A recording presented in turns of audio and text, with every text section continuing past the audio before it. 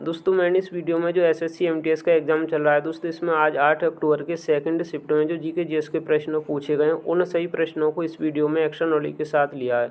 इसलिए आप लोग इस वीडियो को पूरा जरूर देखिएगा। और यदि आप लोगों का आने वाले किसी भी शिफ्ट में एसएससी एमटीएस का एग्ज़ाम है तो दोस्तों हो सकता है कि इन प्रश्नों से कोई प्रश्न रिपीट हो जाए। और यदि आप लोगों को इस वीडियो का पीडीएफ चाहिए तो दोस्तों मैंने टेलीग्राम चैनल का लिंक इस वीडियो के डिस्क्रिप्शन बॉक्स में दिया है, जहाँ से दोस्तों आप लोग टेलीग्राम चैनल से जुड़कर इस पीडीएफ को डाउनलोड कर सकते हैं। तो दोस्तों बिना देरी के इस वीडियो को शुरू करते हैं। इस वीडियो का पहला प्रश्न है दोस्तों, 5वां संविधान संशोधन किस अनुच्छेद में हुआ था? दोस्तों इस प्रश्न का आंसर है अनुच्छेद 3 में। दोस्तों 5वां संविधान संशोधन यह अनुच्छेद 3 में हुआ था, इसलिए इस प्रश्न का आंसर है अनुच्छेद 3।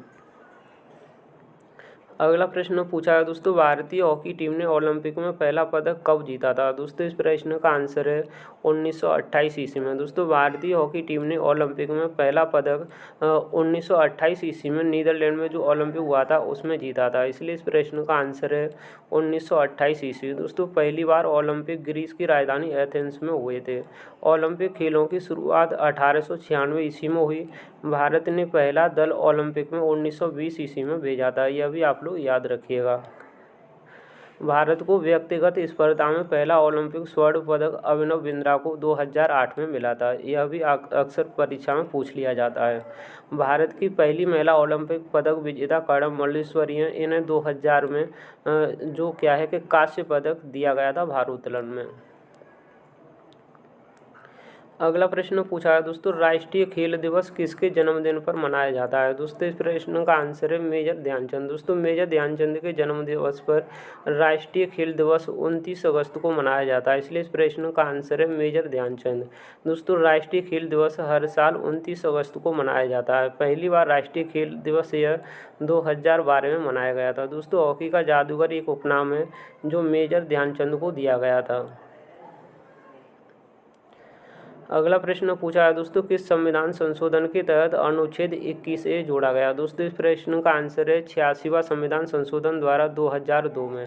दोस्तों अनुच्छेद 21A को वर्ष 2002 में 86वें संविधान संशोधन के माध्यम से जोड़ा गया था। इसमें प्रावधान है कि राज्य 6 से 14 वर्ष के आयु के सभी बच्चों को मुफ्त और अनिवार्य शिक्षा प्रदान करेगा। अगला प्रश्न पूछा है दोस्तों, दुर्गा पूजा उत्सव किस राज्य में मनाया जाता है? दोस्तों इस प्रश्न का आंसर है पश्चिम बंगाल में। दोस्तों दुर्गा पूजा सितंबर या अक्टूबर में मनाया जाने वाला एक वार्षिक त्यौहार है जो पश्चिम बंगाल के कोलकाता में सबसे ज़्यादा मनाया जाता है। अगला प्रश्न पूछा है दोस्तों, भारतीय मानवाधिकार आयोग NHRC की स्थापना कब हुई? दोस्तों इस प्रश्न का आंसर है 12 अक्टूबर 1993 ईस्वी में।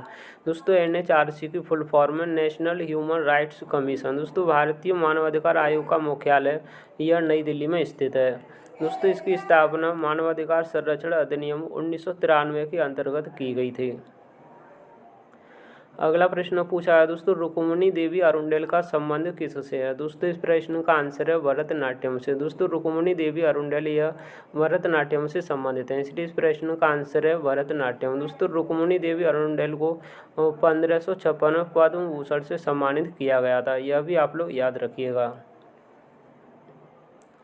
अगला प्रश्न पूछा है दोस्तों, हिमालय की सबसे बाहरी श्रृंखला कौन सी है? दोस्तों इस प्रश्न का आंसर है शिवालिक हिमालय। दोस्तों शिवालिक हिमालय हिमालय की सबसे बाहरी श्रृंखला है, इसलिए इस प्रश्न का आंसर है शिवालिक हिमालय। दोस्तों शिवालिक हिमालय हिमालय की सबसे बाहरी एवं दक्षिणी श्रृंखला है जो कि सबसे नवीन पर्वत श्रेणी भी है।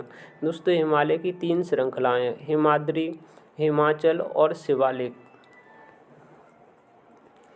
अगला प्रश्न पूछा है दोस्तों, मनसबदारी की शुरुआत किसने की थी? दोस्तों इस प्रश्न का आंसर है अकबर ने। दोस्तों मनसबदारी की शुरुआत यह अकबर द्वारा की गई थी, इसलिए इस प्रश्न का आंसर है अकबर। दोस्तों मनसबदारी प्रणाली मुगल काल में प्रचलित एक प्रशासनिक प्रणाली थी जिसे अकबर ने प्रारंभ किया था। दोस्तों मनसबदारी प्रणाली यह 1575 ईस्वी में अकबर द्वारा शुरू की गई थी।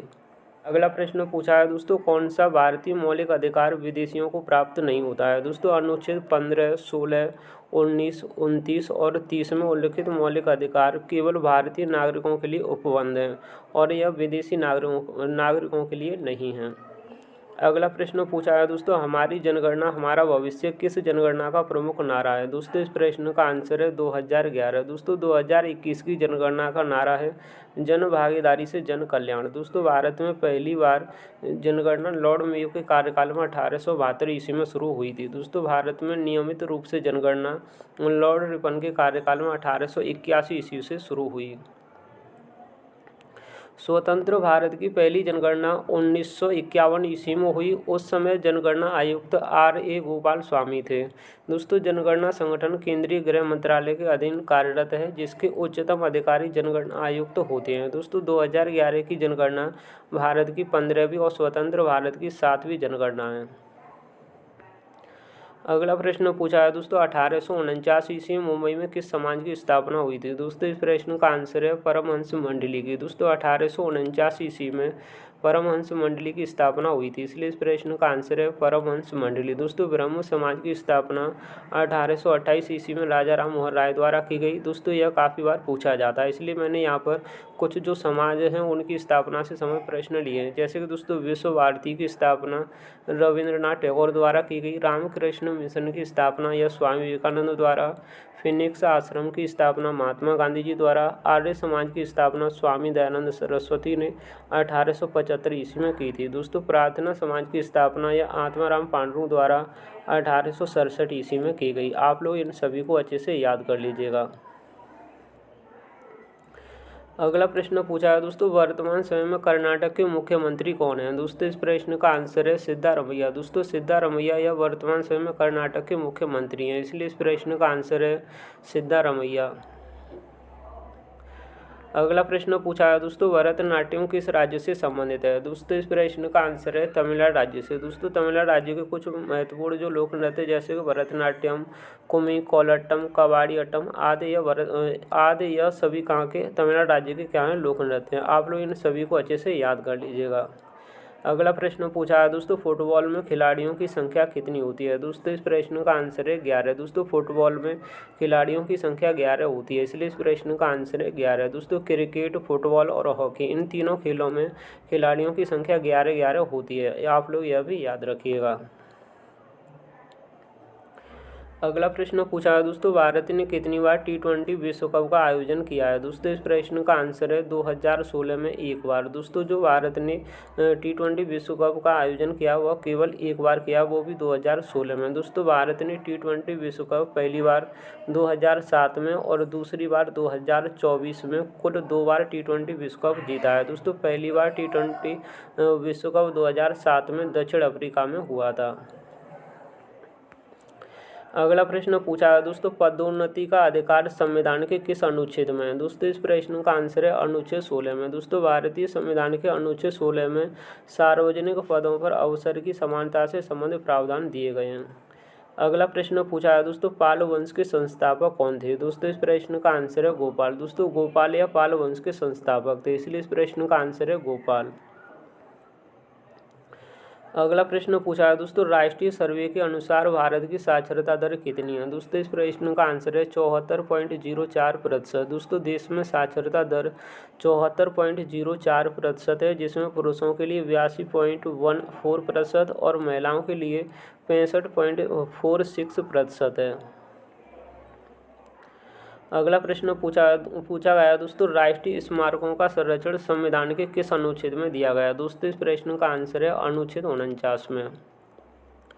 अगला प्रश्न पूछा है दोस्तों, 1930 में महात्मा गांधी जी ने कौन सा आंदोलन शुरू किया था? दोस्तों इस प्रश्न का आंसर है दांडी यात्रा। दोस्तों दांडी यात्रा जिसे नमक सत्याग्रह के नाम से भी जाना जाता है, 24 दिवसीय 12 मार्च 1930 से 6 अप्रैल 1930 तक ब्रिटिश नमक एकाधिकार के खिलाफ कर प्रतिरोध और अहिंसक विरोध के प्रत्यक्ष कार्रवाई अभियान के रूप में चला था। अगला प्रश्न पूछा है दोस्तों, तुगलक शासन के समय किसने आक्रमण किया था? दोस्तों इस प्रश्न का आंसर है तैमूर लंग ने। दोस्तों तुगलक वंश के शासक 1414 ईस्वी तक शासन करते रहे, तथापि 1398 में तैमूर के द्वारा दिल्ली पर आक्रमण के साथ ही तुगलक साम्राज्य का अंत माना जाता है। अगला प्रश्न पूछा है दोस्तों, भारत में फुटबॉल का सबसे बड़ा स्टेडियम कहाँ पर स्थित है? दोस्तों इस प्रश्न का आंसर है साल्ट लेक स्टेडियम, जो कि कोलकाता में स्थित है।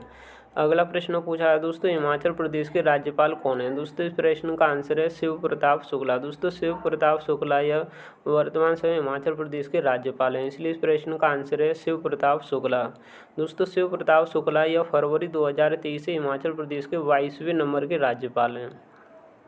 अगला प्रश्न पूछा है दोस्तों, राष्ट्रीय भाला फेंक दिवस कब मनाया जाता है? दोस्तों इस प्रश्न का आंसर है 7 अगस्त को। दोस्तों नीरज चोपड़ा द्वारा टोक्यो में ओलंपिक स्वर्ण पदक जीतने की वर्षगांठ पर मनाया जाता है। दोस्तों एथलेटिक्स फेडरेशन ऑफ इंडिया ने 10 अगस्त 2021 को प्रतिवर्ष 7 अगस्त को राष्ट्रीय भाला फेंक दिवस के रूप में मनाने की घोषणा की थी। 7 अगस्त 2021 को ही नीरज चोपड़ा ने टोक्यो ओलंपिक 2020 में भाला फेंक प्रतिस्पर्धा में देश के लिए पहला स्वर्ण पदक जीता है।